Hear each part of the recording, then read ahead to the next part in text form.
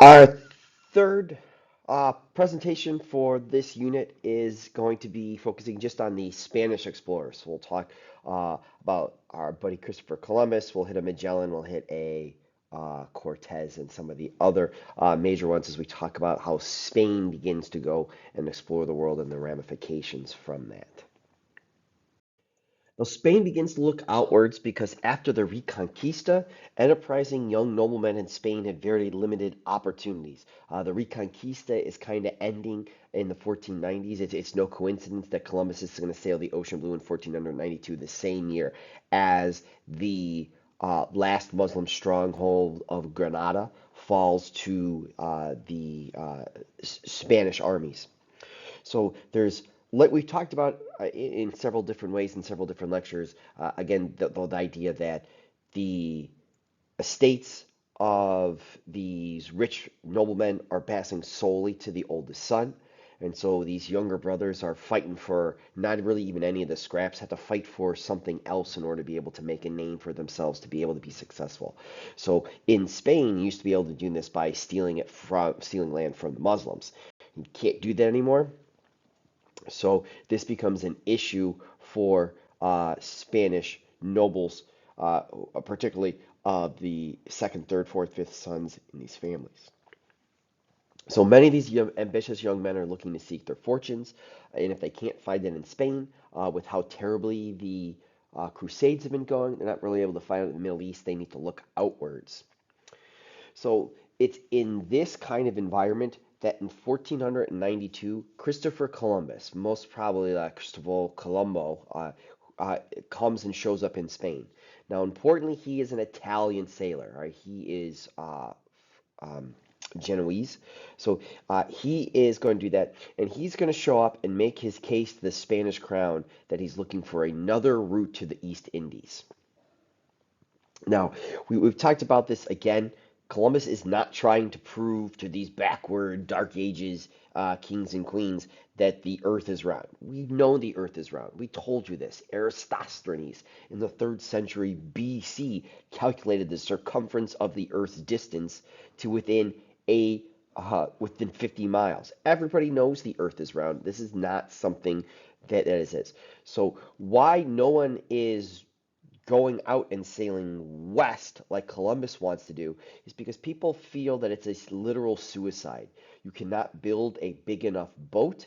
You cannot carry enough food and fresh water for sailors to sail west from Spain and Portugal to be able to find land because according to, again, the very accurate numbers and calculations of Eratosthenes, you would die before you reached land. So that's why no one's doing it. That's why the safest route, the best way route, is to sail south all the way around Africa to the East Indies. Columbus goes up and shows up with his math. So his math is actually less than a quarter of the actual distance. So he goes and he takes Eratosthenes' numbers, one of the smartest mathematicians and astronomers that's ever graced the earth, and said, nope, I, Christopher Columbus, is showing that it's actually 25% less.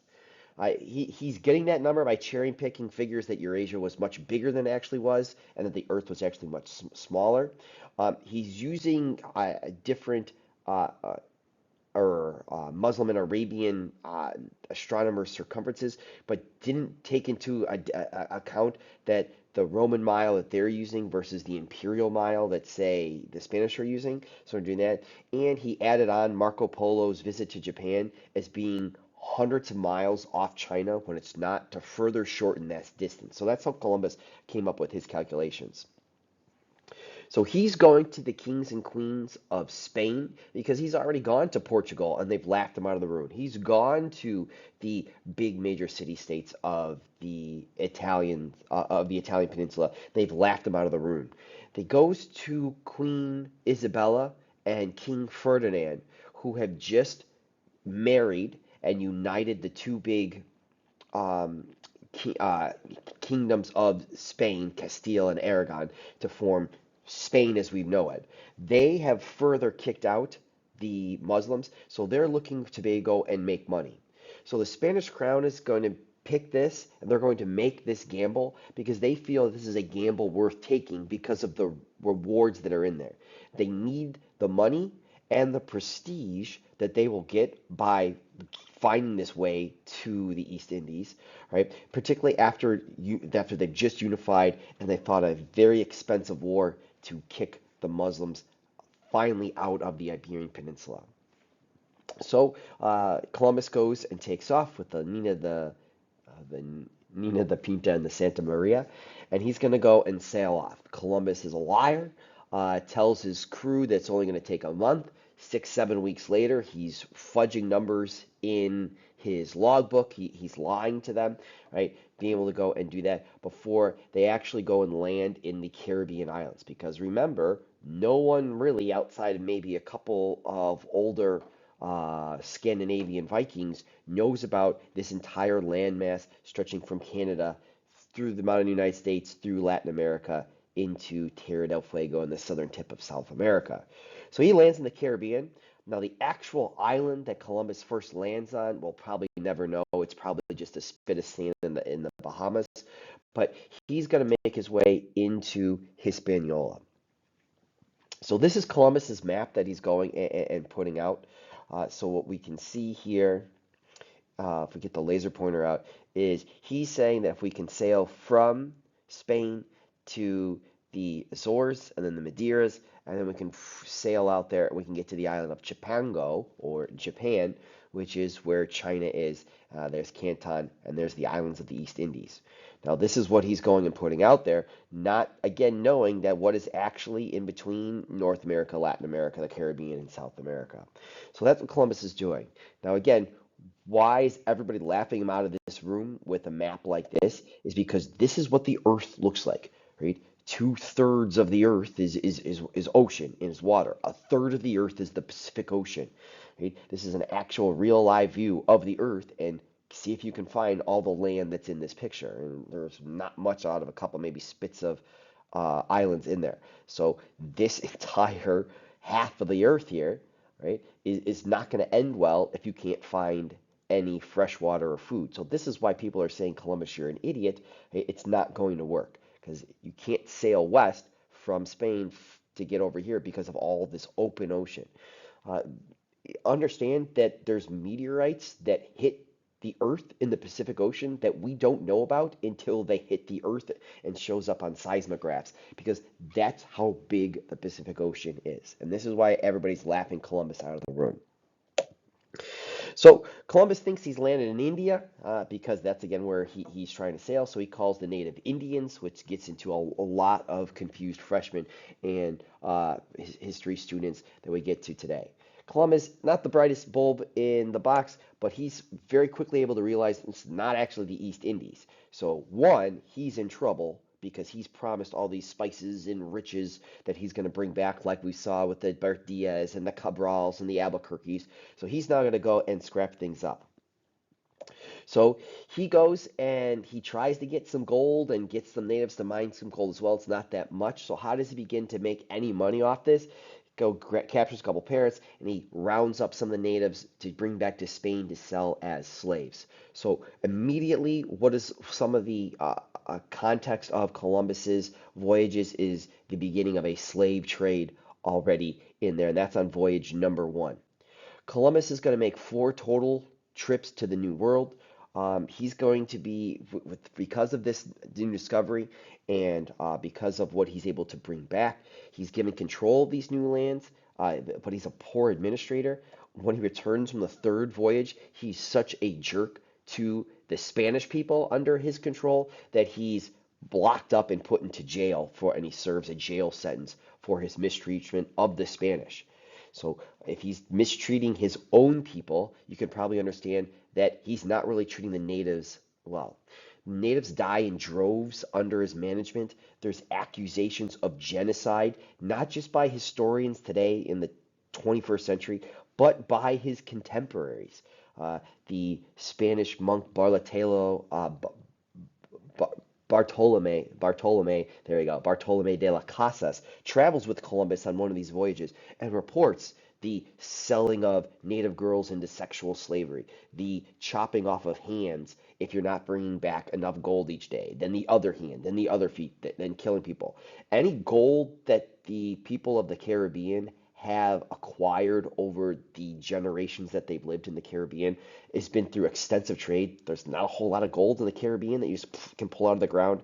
So take over the earrings and necklaces that are already there. There's not much else you're going to find, which causes Columbus to go and do that.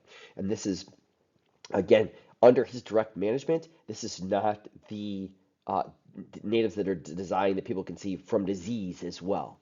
So that's what's going on by Columbus. So again, you really have to ask the question, why do we have a Monday off in October to quote unquote celebrate this person who again is a terrible, horrible person by his contemporaries, not just by us going back and looking at it today. But you got to hand it to the Italian American associations who pushed for a Columbus Day in the early 1920s because, again, they wanted a day of celebration to celebrate their heritage, just like the Irish have with their St. Patrick's Day in March. So, I mean, that's literally why we have a Columbus Day for most of the reasons.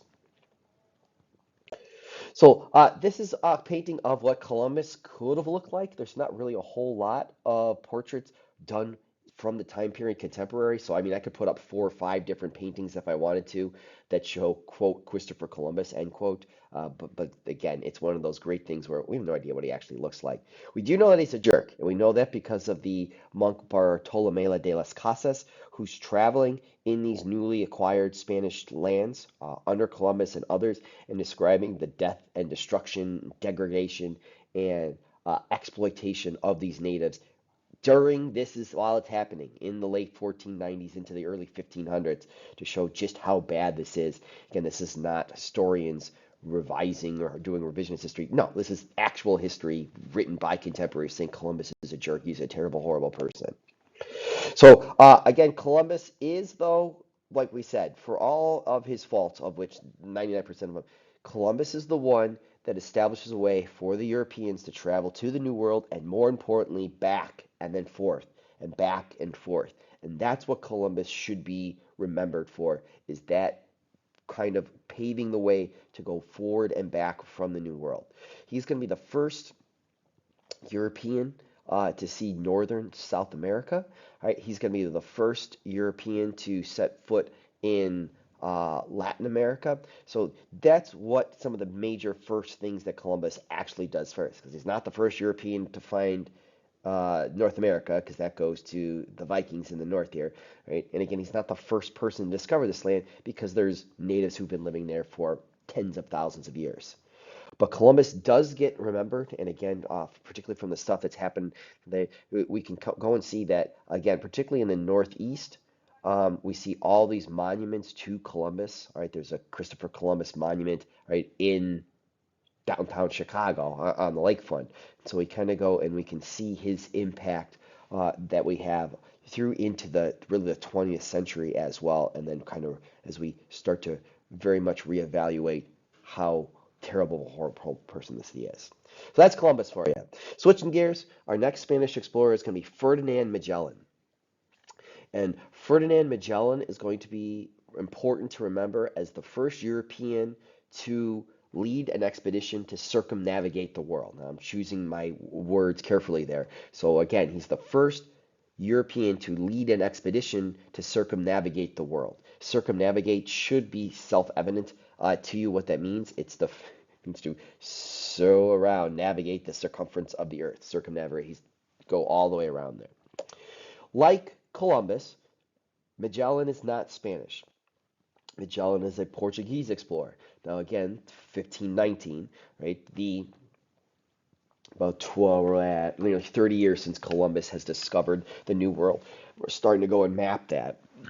Now Magellan says that, hey, it's still quicker to sail west across the earth. However, you might just have to sail south and west to get around that landmass because, again, South America really hasn't been mapped all the way down here. So if we can just go around Latin America, that'll still pop us out there. Now, we talked about with the question of the day about the Treaty of Tordesillas, and so that's what that means here. The TFT is the Treaty of Tordesillas. That's on your study guide. You know that for the quiz. All right, remember, the Treaty of Tordesillas is a declaration by the Pope that is an imaginary line down the earth that has put all the lines west of that line to the Spanish and all the lands east of that to the Portuguese. And so that's what allows for the Portuguese to have eastern Brazil and for the Spanish to have western South America. So that's what he's going to do. And again, if that line goes all the way around the world, it's still really unclear whether or not the Spice Islands that the Portuguese, the Spanish, all these explorers are trying to get to, what side are they on? So that's the kind of the reason that he's able to go out there. Again, Spanish Crown is willing to take this risk because of the, again, high rewards that are able to do that. All right, high risk, high reward. So he's going to start off with 5 ships, 270 men, and leave in September 1519. Now, again, the dates, 1519 is a good date to remember. You're not going to be quizzed on that. There's nothing that says the quiz is going to ask you, did he leave with 4 ships, 3 ships, 2 ships, 5 ships?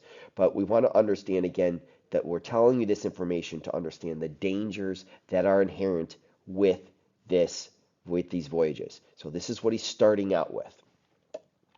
Now, Spanish of the captains of the other ships don't like Magellan, right? Magellan, not the nicest person in the world. These other captains mutinied several times, and they tried to murder Magellan several times, right? As he's going and sailing down south, around South America, two of the ships actually peeled away to sail back to Spain because of how bad that Magellan is. Magellan had to turn around, chase those ships down, put those guys on trial to go and bring them back down in there. As he's sailing southwards down the eastern coastline of South America, as they go through start to turn towards west, he sails through a stormy strait at the southern tip of South America into peaceful Pacific waters, and that's one of the reasons why the Pacific Ocean is named the way it is. From there, right, so we'll get out the pen here, right, so there's South America, right, so Magellan has come out over here. Magellan is now saying this is just going to be 3 days until you get to Japan and in the East Indies, all that over there. Okay, so that's how long he says it's going to be. So they put up with a lot, but Magellan's saying, hey guys, relax. Just going to be 3 days to where we get to where we need to go. His crews are then going to suffer from disease and starvation on the next 4-month-long voyage to the nearest land that they're able to get to. So this is, again, one of the great stories of human survival and human endurance as they're going through this giant literal desert, because you can't drink any of this water from the ocean because it'll kill you. So this is a desert, but it's a very cruel desert because, again, as the saying goes, water, water everywhere, but not a drop to drink. As they're sailing across in there, in 1521, Magellan has made it into the Philippines and the thousands of islands that make up that archipelago. He's going to get himself involved in a Filipino tribal war, and Magellan himself will be murdered in the Philippines. So he's not going to go and get there. The rest of his surviving crew takes off. In 1522, in September, so we'll bring out the laser pointer just so we know. So that's 3 years after they've gone. They started with 5 ships. 1 ship returns to Spain. Out of 270 men, 18 return back to Spain. They have survived Magellan's terrible leadership. They have survived sailing through the stormy Straits of Magellan. They've survived the 4-month-long voyage across the Pacific. They've survived tribal warfare in the Philippines. They were imprisoned in India. They've sailed all the way back around Africa, and they've managed to do that. Even with all that, they brought back 26 tons of clothes, which made this a financially successful voyage that makes the Kingdom of Spain a ton of money. So again, high risk, high rewards for these different expeditions. So here's a portrait of Magellan just to give you an idea. This is his map that he goes. Again, many of you, when we're doing our Age of Exploration map, are going to screw this up because this is important for Magellan because he's going to pop out on one side of the Earth. And remember, the Earth is round. Right? Pop up on the other side, and that's where he's going to go. Get there, again, sailing through the Philippines. He's going to get himself murdered. The crew then goes and gets it all the way back there and will turn back in September 1522, nearly 3 years after that. And again, these guys are like literal human skeletons because of how poorly they've kind of had their bodies been treated when they returned back to Spain. One of the survivors is Juan Sebastian Elcano, and he's going to be knighted as a nobleman, and this is the coat of arms that he receives from that. Okay, you don't need to read Latin, that primus me circum disti, right? First to circumnavigate the world. And again, what's on his coat of arms? Those aren't cannons, those are cinnamon sticks, right? Those are cloves. Those are coffee beans to show that this is the whole point of why they went and did this. We've talked about Columbus. We talked about Magellan. Our next Spanish explorer is Hernan Cortez. And Hernan Cortez is going to cross from the island of Hispaniola. Hispaniola is the modern day countries of the Dominican Republic and Haiti today. It's the largest island in the Caribbean. He's going to go from Hispaniola to Mexico with just 600 men, 17 horses, and 10 cannons. And over the next 3 years, he's then going to proceed to conquer the fabulously rich Aztec Empire. So the question becomes, how does 600 men, 17 horses, and 10 cannons go and take over and conquer the most powerful and largest civilization in Latin America? And this happens for several different reasons. Number one, diseases are killing off and weakening the Aztecs. This is 1519. It's been nearly almost 30 years since Columbus has brought Europeans and their germs to the New World. So smallpox, rubella, measles, all this stuff is going and killing off and weakening the Aztecs and other Native Americans. Again, this is happening from uh, Newfoundland to in the north to Tierra del Fuego in the south. So this is not something that's unique, but this is what's happening to the Aztecs. If you know anything about the Aztecs, you know that they are kind of um, they're just one tribe that has gone and used its warlike ability to uh, take over and oppress and rule other tribes in and around modern day Mexico. So a lot of these tribes don't like the Aztecs. So as Cortez is marching from the coast towards Tenochtitlan, the capital of the Aztec Empire, he's able to gather many allies against the Aztecs. Right? If you've seen the movie Apocalypto, or again, you know that the Aztecs are conducting human sacrifices to their gods. The story goes is that the Aztecs could bring a sacrificial victim to the top of the Temple of the Sun, right, in the center of the city, and with an obsidian bladed knife, cut out that victim's heart and hold that heart up while it was still beating. So again, that's the story. Makes for a good idea. But again, if there's even a tenth of a truth to that, you know that there's a lot of people who might be able to say, "Hey, we don't like the Aztecs." Those are some of the bigger reasons. But again, the Cortez and the Spanish have guns. They don't have a whole lot of guns, and again, these are muskets. These are still early technology. It's not the most accurate. It's not going to give you. It's not that you can't fire a whole lot, but think of the psychological advantage a gun gives you, to where you can line up maybe six or seven on one side of the field. The Aztecs charge. You then, as put yourself in the shoes of the Aztecs, you see a puff of smoke, you hear a crack of thunder, and you look to your friend, and they've got a giant gaping hole that's now bleeding next to you. So that's different. Remember, horses have been extinct on the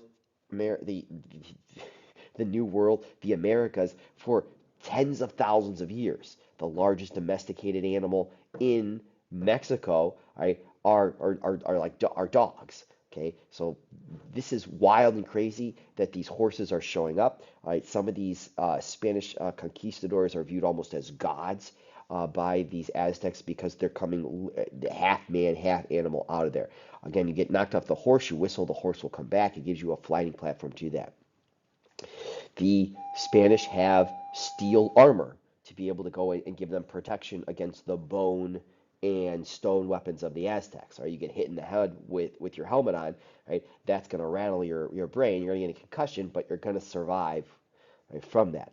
The Spanish have steel weapons, right? They can cut off an arm through the muscle and the cartilage and the bone like a hot knife through butter. The Spanish have war dogs, right? Giant, again, you can think of, say, the Irish wolfhounds that we have today can stand 6 foot, 7 feet tall on their hind legs, right? Where again, you can go and snap your fingers and have these dogs tear apart these Aztecs in front of you. So this very much gives a psychological and military advantage to the Spanish on top of the allies they're gaining, on top of the, again, pretty much think hospital ward that they're marching into. We've read about this, or you're going to read about this in your homework. The Spanish men are committing terrible atrocities to the Aztecs and other natives as they're going and attacking in there to be able to go and take over the central of Mexico to establish this as a Spanish ruling enclave on the other side of the Atlantic. Cortez is going to be first of what are called conquistadors. This is translated in English as conquerors, and this is a name given by historians to Spanish explorers. So Cortez is what we're going to be talking about. We'll talk about Pizarro in South America in a second, but there's others like De Vaca, De Soto, Coronado as well, who kind of get this misnomer as well. The Aztec Empire is centered around their city in Tenochtitlan. This is the largest population center in Mexico. It's the largest population center that we see from here all the way up into Canada. It's going to rival Machu Picchu of the Incas in the south in the same time. This is built in the center of a lake. This is all constructed by artificial islands. And so the Spanish describe this almost as a New World Venice, right? There's canals that are, you can go and do that. And there's one narrow, long causeway, which you can see from a more recent painting, right? That the Aztecs could, again, cut and raise the bridges to draw the only way in there towards the Temple of the Sun today.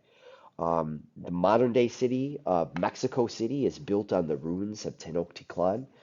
And the Aztecs are described as being tall and healthy and thick heads of hair, all by the Spanish, who are again who are thin and emaciated and dirty in the views of the Aztecs. So that's Tenochtitlan. Just to give you to go and say that this is again a city larger than any other city in Western Europe at this time period. So the Spanish are literally amazed that they could find this being built by quote unquote uncivilized pagans and on the other side of the globe.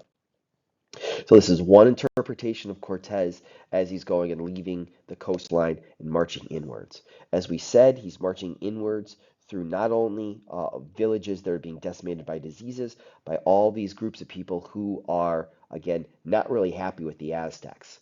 Now, the story goes is that Cortez had his men burn their boats, so there was no hope of returning back to Hispaniola or Spain, so it was going to be victory or bust as they end there. So again, probably apocryphal, but again, just to give you, set yourself in the mindset of what Cortez wants to go and accomplish as they go and march and conquer their way towards Tenochtitlan. They are able to wrestle their way and get in front of the Aztec Emperor Montezuma. They hold him for ransom. When that ransom is paid, they promptly go and kill Montezuma. And then again, that upsets the Aztecs, and the Cortez and his men have to fight their way out, which is going to begin a war between the Spanish that are there and the Aztecs. That again, the Spanish will win. Spoiler alert.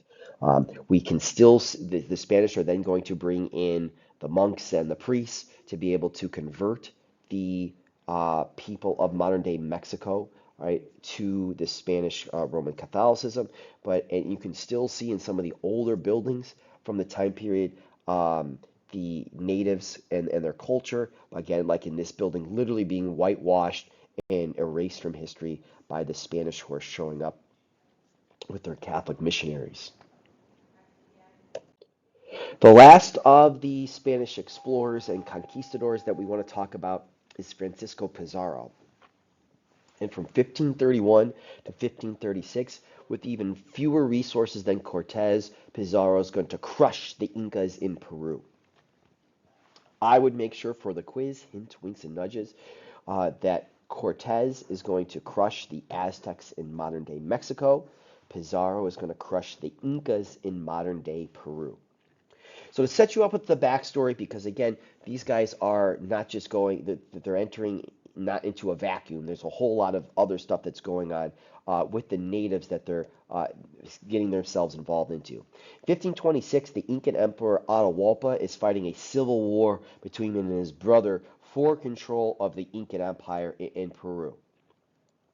Now, he is also having to deal with the effects of the Civil War. Also, it is being affected by all the unrest of the diseases being carrying over in from Aztecs in Mexico through Latin America into South America and ravaging the Incan Empire up and down the Andes Mountains. So there's kind of millenarian beliefs that this is the end times. So there's from there again, it's we're dealing with two brothers fighting for control of the throne. And so while all of this is happening in the Incan Empire, who managed to shows up? Francisco Pizarro and his group of Spanish. So Atahualpa, again, this is we're talking nearly 20 years after the Aztecs have been taken over by Cortez. So word is filtered down about these Spanish forces, maybe not using them, they're calling them by name, but the people of the Incas are aware of these white men who are kind of out there. So they hear of Pizarro, who's working his way across the South American continent. And so Atahualpa sees this as an opportunity to be able to end the civil war once and for all. So Atahualpa moves his army towards Pizarro's forces, and they both meet at the town of Cajamarca on November 16, 1532. Atahualpa is pushing for this meeting because Atahualpa wants to be able to use Pizarro to get him on Atahualpa's side to finish off this civil war. So that's what he's doing in there. Atahualpa has shown up with his army of 80,000 Incas. And Pizarro's brother, who's taking meticulous notes as we're in there, on the night of November 15th of 1532, all right, before the town of Cajamarca, the Spanish who are shivering and looking down on a valley that is written as looking to be on fire from all the small cooking and camping fires lit up by the 80,000 man Incan army. So on November 16th, Atahualpa goes with his army to meet the Spanish. He brings his 80,000 Incans with him. Pizarro has 168 Spanish soldiers. They have 12 guns and 60 horses. So 168 guys, right? So one gun for roughly one gun for every, let's say, 10 Spanish soldiers, 60 horses. So let's again, if we ask the question, who is going to win in a fight here? Right? We very much, hopefully, everybody's sitting there jumping out of their seats saying, Mr. Kramer, the Incans are going to win. Now, why would Pizarro want to be in the Incan Empire? We'll take one look here at Atahualpa, and hopefully you can kind of go and figure out here. Right, so we usually ask this questions, why would Pizarro care about this? Because what is Atahualpa wearing? He's wearing golden gauntlets. He's wearing a golden brooch. He's wearing giant gold earrings. He's got a gold headdress. He's holding a golden scepter. From the painting, it looks like he's sitting on a golden chair. So there's money to be involved here if you can kind of be able to go and get this for this. We don't have, unfortunately, don't have a whole lot of time to get into the Incan Empire, but again, this is mostly modern day Peru and into Chile on the western edge of South America, right? Again, Machu Picchu near Cusco, up in the Andes Mountains, is the capital of this. And again, there is a giant system of roads that connects all of this. This is a big deal. The Incans use a language made out of ropes and knots to be able to go and communicate with each other. So I very much encourage you to go read about the Incas on your own. So here's Francisco Pizarro. So again, the question is, at the meeting at Cajamarca, who's going to prevail, Pizarro's forces or Atahualpa's forces? Now, story goes is Atahualpa and his kind of advisors walk over to the Spanish. Pizarro, his brother, and a priest walk over to meet Atahualpa. And again, these guys don't understand each other. These guys don't speak the same language, right? So where is this kind of an issue if we're thinking about this? So the Spanish priest takes upon himself, walks over to Atahualpa, presents him with the Bible, and walks back. Because again, this is part of the reason why the Spanish are there to convert the Incas. Atahualpa, he's got business conduct. He's there to get these guys to join on his side. He's never seen the Bible. He cannot speak Spanish, cannot speak Latin, has no idea what a book is, takes this Bible and chucks it and begins to talk to the Spanish calmly to ask them what it is. Now let's reverse it. Put your shoes in the views of the Spanish. You have politely explained to Atahualpa that you're there to help his everlasting soul and help all his people. Atahualpa has chucked this Bible, the holy book in your religion, to the side. And if you're the Spanish, not those three guys, boy, behind there, this does not give the best impression. So the Spanish go and attack. They begin to slaughter thousands. Now, luckily for the Spanish, they're able to get to Atahualpa, all right, and pull him off the kind of carrier that he's in. Remember, Atahualpa is the god king of the Incas. He is so holy that he's not really allowed to touch the dirty ground. So the story is that the Spanish are hacking to death the guys holding up his carrier, the litter bearers, right? But again, this is one of the great honors of the Incan Empire to carry the God King around on your shoulders. And again, they go and they do that and they hold him for ransom. To get their God King back, the Incans pay enough gold to fill a room 22 feet long by 17 feet wide by 8 feet tall with gold. And the Spanish say, not enough. They then fill it not once, but twice again with silver. Over 24 tons of silver and gold. You have to ask the question, how are 168, and probably some guys have died in the battle, going to get this gold and silver from the top of the Andes Mountains back to Spain? So that's a great question to do that. They do it anyways. So we usually pose this question to class. Now, you've paid the ransom. Do the Spanish give Atahualpa back? The answer is no, they kill Atahualpa anyways. And they then proceed to conquer and get the Incas under the ruling of the Spanish. Now, a couple years are going to go and pass, but the big important thing that comes out of the Spanish conquest of the Incas is that in 1545, the Spanish opened the mine of Potosi. Right? This is going to become the richest silver mine in the New World. What Potosi is basically for all intents and purposes, you should kind of picture this as a mountain of silver. The Spanish find a ledge of silver ore 300 feet long by 13 feet wide and over 300 feet deep. This ore is over 50% silver, and this is so rich that the Spanish themselves don't even know how to purify it.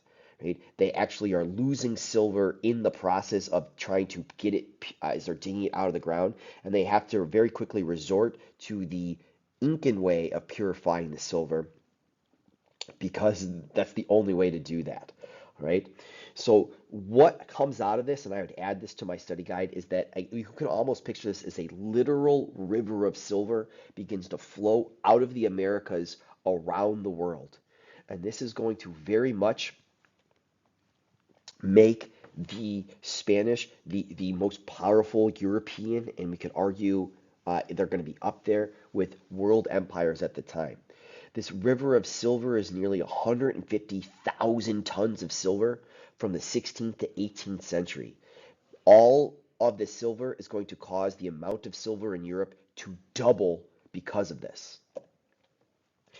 One single shipment of silver from the mine of Potosi in 1549 contained over 7,771 bars of 99% pure silver. Each one of those bars weighs over 80 pounds each, and this had to be carried by nearly 2,000 llamas guarded by 1,000 Incan guards. This is one shipment. So that should kind of go and tell you just how much money is flowing out of there. We'll talk about as we finish up on the last slide just how these large amounts of silver pouring into Spain are going to upset its economy. So here is Atahualpa being pulled down from the litter barriers as he's going and doing it. Again, he's paraded. That's another view of that. The Spanish continue their conquest of the Incas, and again they go and they murder and kill Atahualpa anyway. So this two interpretation. There's Atahualpa's dead body right there. Right? So that's what they go and do that as they continue the conquest and Christianizing of the Incas, just how we saw them do that to the Aztecs in Mexico. The mine of Potosi is going to be one of the great hells on earth that the Spanish are going to go and create. Now, luckily for the Spanish, you have the mine of Potosi. So again, for the most part, think of a mountain of silver. Now, luckily for the Incas and for the Spanish, like a mountain over is going to be a mountain of mercury. So the Spanish are very quickly going to use the Incan method of refining silver to be able to create 50% silver to 99% pure silver. So what this involves is taking mercury. Now you know that mercury at room temperature is a liquid. If you take the dirt that contains all these small amounts of silver, right, in that, you combine that dirt with the liquid mercury, you're going to create a mud, a slurry, right? That slurry, the mercury and the silver in that slurry are going to go and loosely combined. This kind of mud and slurry is then, mixture is then laid out on the ground. The donkeys and humans are then going to walk over this slurry as it dries, and the kinetic energy that's put into this situation is going to cause the mercury and the pure silver elements in this slurry to go and combine and fuse is not the right word, but combine together. Now, this chemical reaction is not very strong. So this slurry can then, this stuff can then be dried up a little bit, be put back into sacks. But remember that the, the mercury is a liquid. So when the bond between the silver and mercury falls apart, the liquid will then drip out of these sacks. You're left with pure silver and dirt in there, and then when you go and you burn it, melt it down to be able to get into bar form, the rest of those impurities get off, and that's what you have. Now, the question becomes, what's the issue with this? Well, you should know that mercury is a poison.